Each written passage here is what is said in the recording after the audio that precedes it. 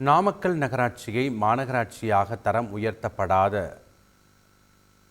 பாடுபட்டதாக திமுக MP Rajeshkumar மேடையில் பேசியது சிரிப்பலையை ஏற்படுத்தியது.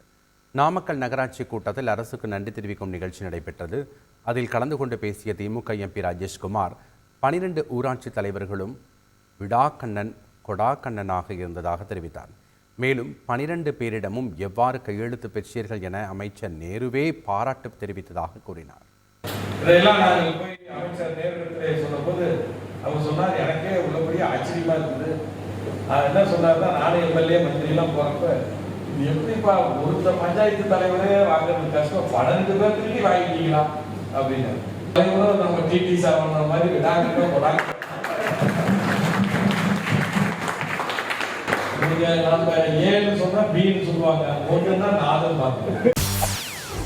செய்திகளை உடனுக்குடன் தெரிந்து கொள்ள உடனே சப்ஸ்கிரைப் பண்ணுங்க.